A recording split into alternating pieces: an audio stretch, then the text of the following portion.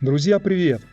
Сегодняшний выпуск будет не совсем привычным, поскольку здесь не окажется ни классических шедевров, ни янгтаймеров. Зато будут современные гиперкары, выпущенные в настолько небольших количествах, что покупка любого из них за любые деньги всерьез рассматривается их покупателями как инвестиции, не говоря уже об удовольствии, которое они дарят на ходу. Итак, сегодня речь пойдет о марке Koenigsegg.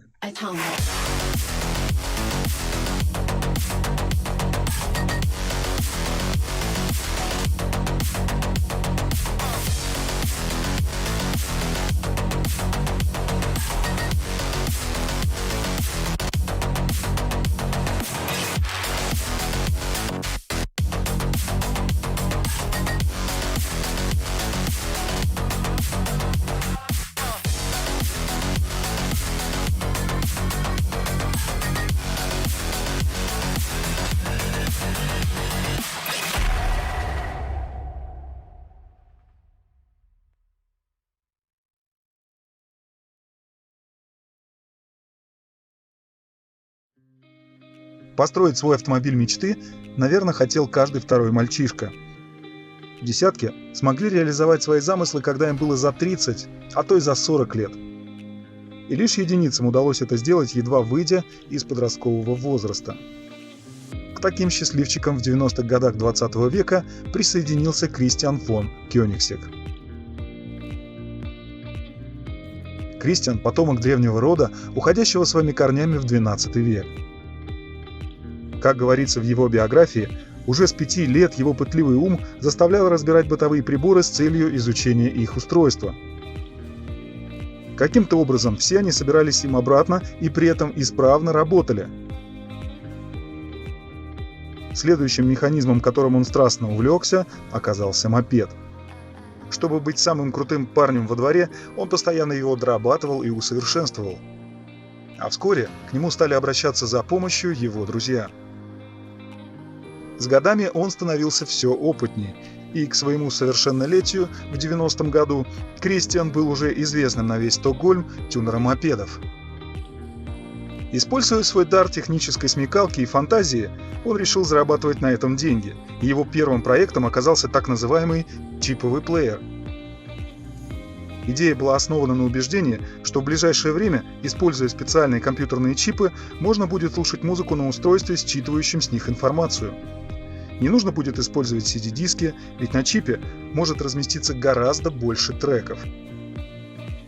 Кристиан попытался запатентовать идею, но никто ею не заинтересовался.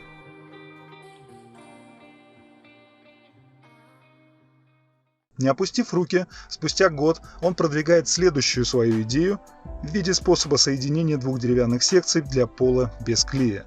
Такую технологию он назвал клик и рассказал о ней своему родственнику, работавшему в строительной сфере. Удивительно, но вместо того, чтобы присмотреться к идее, он ее напрочь отверг, мотивировав тем, что если бы она была рабочей, то ее давно бы уже применили на практике. Предприняв попытки продемонстрировать свое ноу-хау некоторым крупным производителям стройматериалов, Koenigsegg повсюду получал отказы. Тогда он откладывает все свои проекты в сторону и с головой погружается в семейный бизнес, работая в компании Alpras, торгующей продуктами питания. Здесь он на практике получает управленческие навыки и зарабатывает свой первый капитал. Кстати, спустя несколько лет, в 1995-м, некая бельгийско-шведская компания запатентовала технологию соединения элементов пола по аналогичной схеме, которую предлагал Кристиан, да и название у такого замка осталось тем же – клик. В настоящее время подобный метод укладки пола является одним из самых распространенных в мире.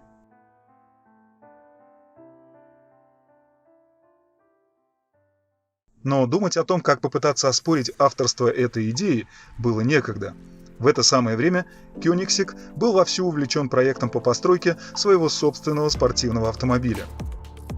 Не имея опыта серьезного проектирования, еще в 1993-м он обратился за помощью в создании внешнего облика будущего автомобиля к Дэвиду Краффорду, который был директором по дизайну в шведской консалтинговой компании Ergonomy Design.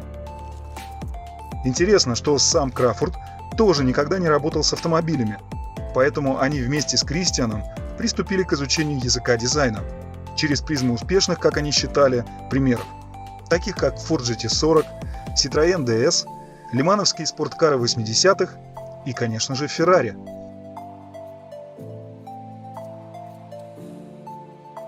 Хотя Кёнигсегг осознанно хотел отстраниться от последних, создав что-то свое, особенное.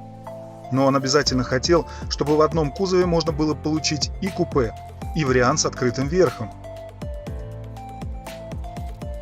Так родился макет будущего спорткара в масштабе 1:5.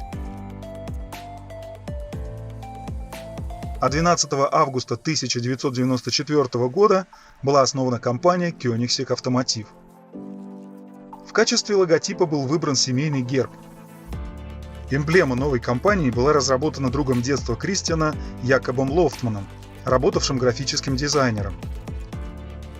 Ее верхняя часть была увенчана стилизованными буквами KCC, означающие Koenigsegg Coupe Convertible. Кстати, еще до создания своей компании Koenigsegg договорился с представителями Audi о возможности использования двигателя V8 объемом 4,2 литра.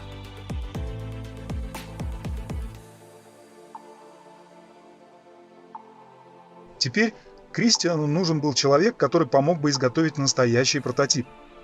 Им стал Свен-Харри Окиссон, в чьем послужном списке значились построенные еще в 60-х годах для своих клиентов болиды Формулы-3.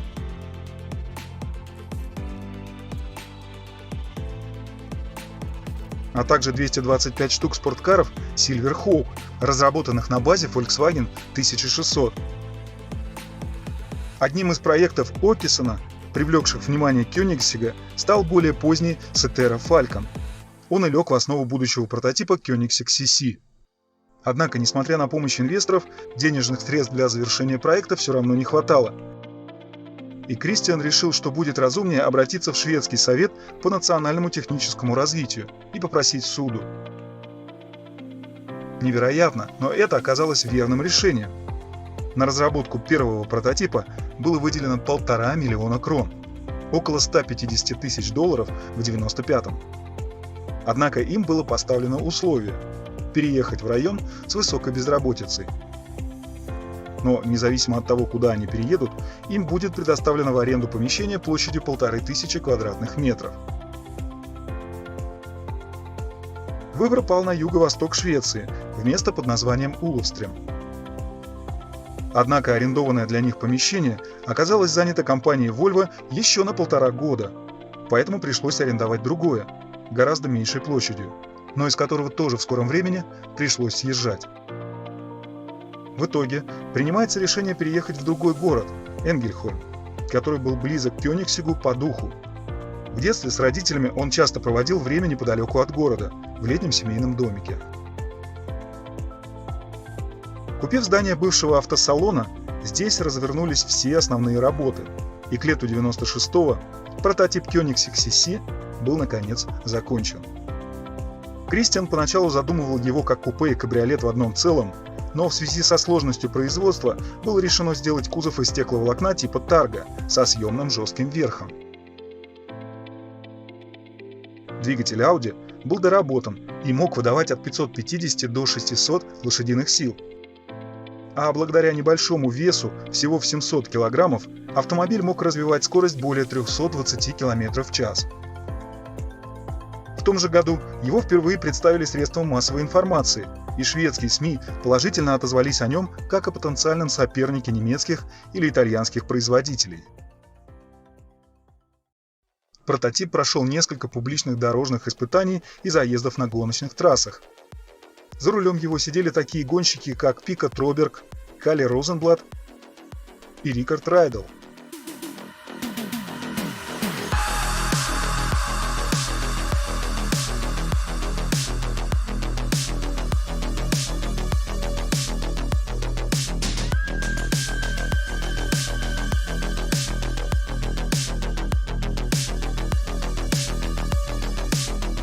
От них была получена положительная обратная связь, и это доказывало, что концепция рабочая.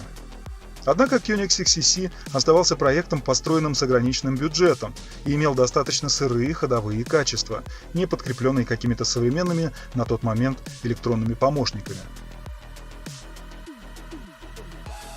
Автомобиль явно нуждался и в улучшениях в плане аэродинамики. Поэтому Koenigsegg договорился об использовании аэродинамической трубы Volvo для усовершенствования конструкции. Параллельно был построен второй прототип, который, однако, внешне был точной копией первого и послужил основой для улучшения общей конструкции. На основании полученных данных из аэродинамической трубы и ходовых испытаний в 1997-м был разработан третий прототип. Дизайн немного изменился, став более совершенным. Например, ветровое стекло стало менее вертикальным.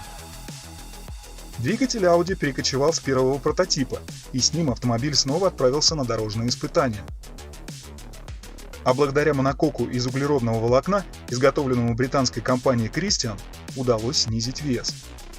Но главной особенностью третьего прототипа, которая станет фирменной фишкой для всех автомобилей Koenigsegg в будущем, стали двугранные двери, подвешенные на синхронизированных спиральных шарнирах. Сначала они выдвигались в сторону, а затем поворачивались на 90 градусов вверх, совмещая в себе механизмы крыла чайки и дверей-ножниц. Это компенсировало внушительную ширину кузова, позволяя парковаться в узких местах. Однако, поскольку это было первое исполнение, двери прототипа не могли поворачиваться на все 90 градусов. Все еще испытывая финансовые затруднения, Christian понимал, что проекту необходимо дополнительное внимание со стороны общественности и СМИ. Поэтому в 1997-м он предпринимает пиар-ход, отправившись с прототипом на Каннский кинофестиваль. Идея сработала. Спорткар получил теплый прием, появились потенциальные покупатели, а освещение в СМИ позволило компании получить достаточно денег для завершения первого предсерийного автомобиля.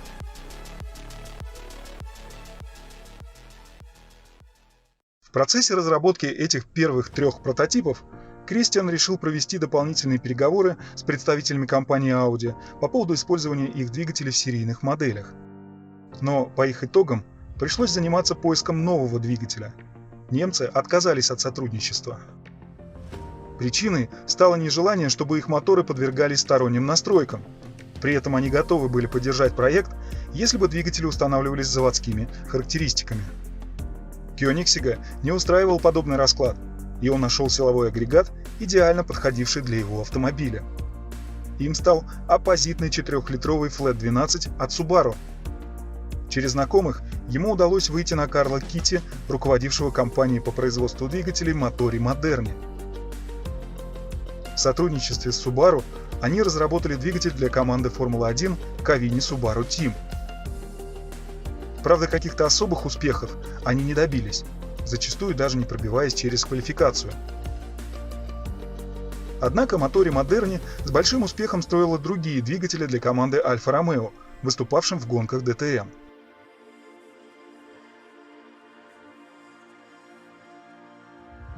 Договорившись с новым поставщиком и даже успев получить два мотора, Koenigsegg снова столкнулся с трудностями. Это было связано со смертью Карла Китти в 1994-м, после чего компания в скором времени заявила о банкротстве. Поэтому пришлось продолжать поиски нового поставщика.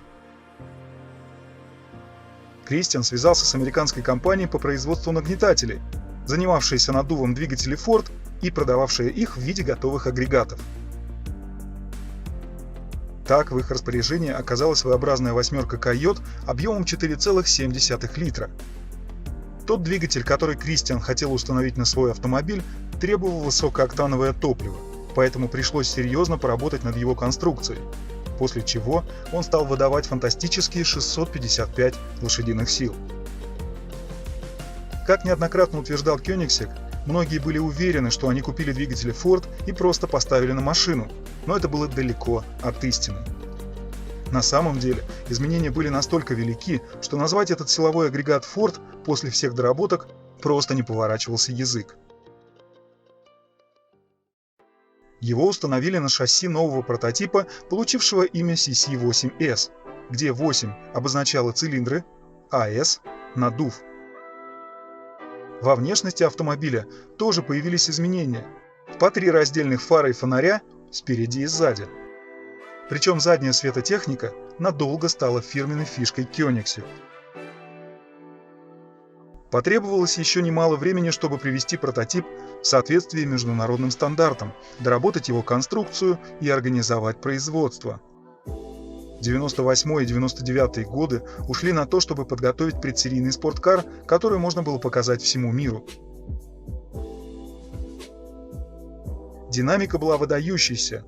100 км в час достигались за 3,2 секунды, а максимальная скорость составила 385 км в час.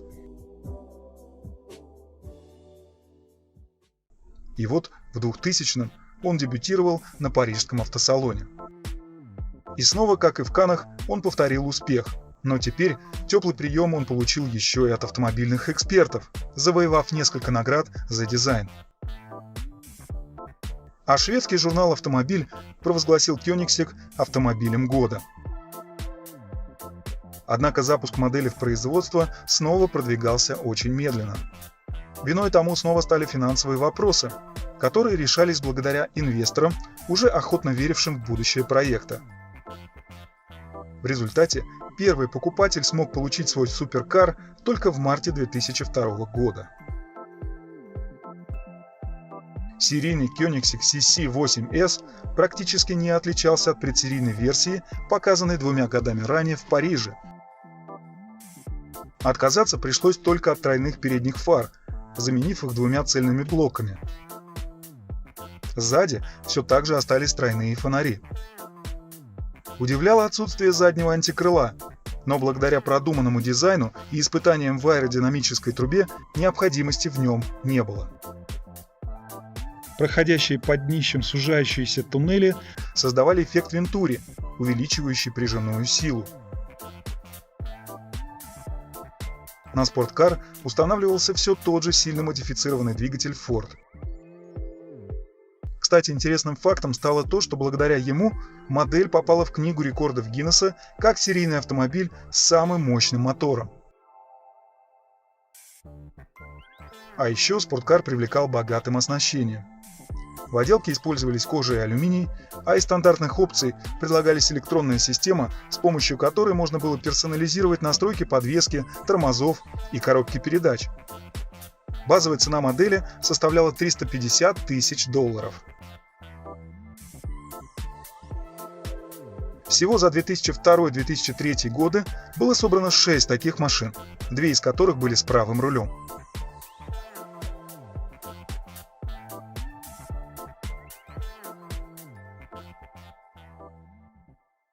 Однако в 2003 на фабрике произошел крупный пожар, по сути уничтоживший предприятие.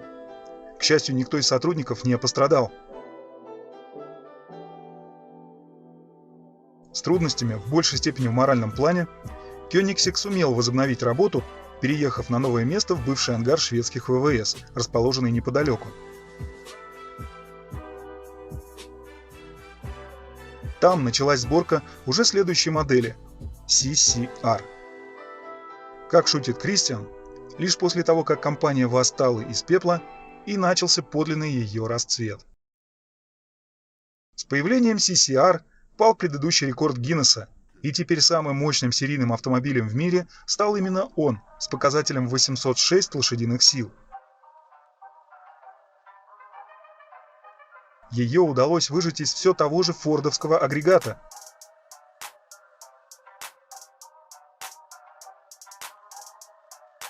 Преемник модели 8S был представлен на Женевском автосалоне в 2004. Он прошел комплексную модернизацию, затронувшую почти все агрегаты, получил увеличенные тормоза и титановую выхлопную систему. В 2005-м CC-R побил рекорд максимальной скорости среди серийных автомобилей с 98-го, принадлежавший McLaren F1. На кольцевом треке Нардо в Италии пилот Лорис Бикоччи достиг отметки в 387,87 км в час, опередив Макларен на 1 км в час.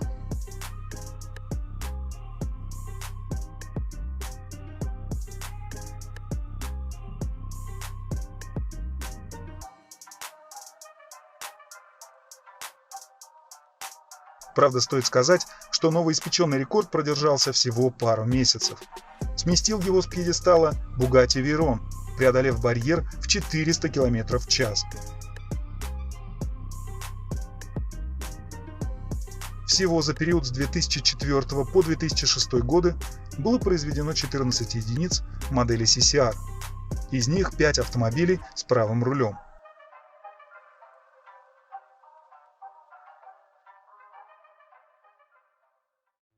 В 2006 на автосалоне в Женеве была показана третья по счету модель CCX, в первую очередь нацеленная на американский рынок, на котором она ранее не была представлена из-за несоответствия местному законодательству. Чтобы исправить этот недостаток, компания внесла в конструкцию и дизайн некоторые изменения. Двигатель приспособили для работы на 91-м топливе без потери мощности. Установили увеличенные карбон-керамические тормозные диски, а внешне автомобили можно было отличить по передним противотуманным фарам, стоп-сигналу на заднем стекле, воздухозаборнику на капоте и прозрачной панелью над двигателем. С модификацией X был связан весьма занятный факт. В 2007 на его базе в единственном экземпляре разработали гоночный CC-GT, соответствующий правилам FIA для класса GT1. Однако к моменту окончания работ по его постройке и подачи заявки поменялись правила, которые требовали выпуска как минимум 350 единиц дорожных версий. Такие объемы для Koenigsegg были недосягаемы, поэтому homologацию CC-GT так и не получил.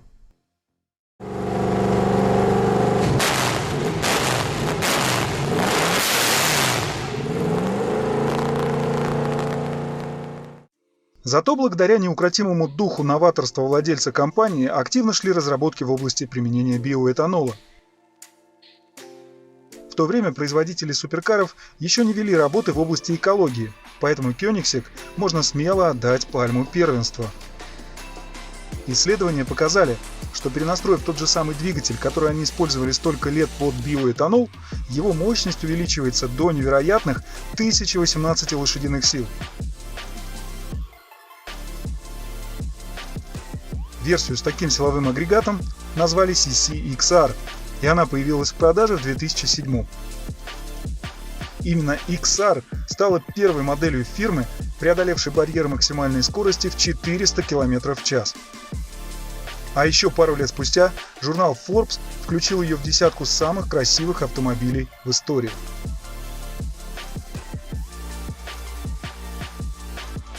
Чтобы завершить главу о модели CC, стоит еще упомянуть про вот эти проекты.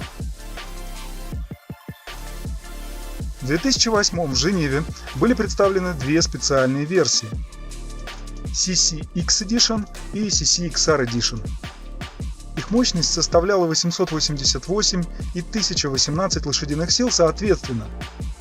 Кузов был выполнен из неокрашенного углепластика, подвеска имела более жесткие настройки.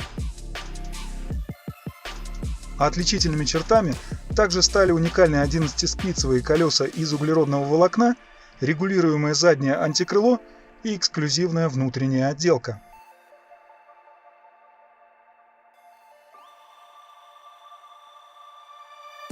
Вершиной развития этой модели стала модификация XR Trevita, выпущенная в 2009. По сути, являясь той же XR Edition, у нее, однако, был белый кузов с панелями из углеродного волокна, покрытый алмазной пылью. Используя уникальный и очень трудоемкий метод производства, фирма изготовила всего 2 из запланированных 3 экземпляров по цене $4 850 000 каждый. Кстати, одним из таких суперкаров с 2015 по 2017 годы владел легендарный американский боксер Флойд Мейвезер-младший, известный тем, что за всю профессиональную карьеру не проиграл ни одного боя. Всего же с 2006 по 2015 было выпущено 49 единиц серии CC-X во всех исполнениях.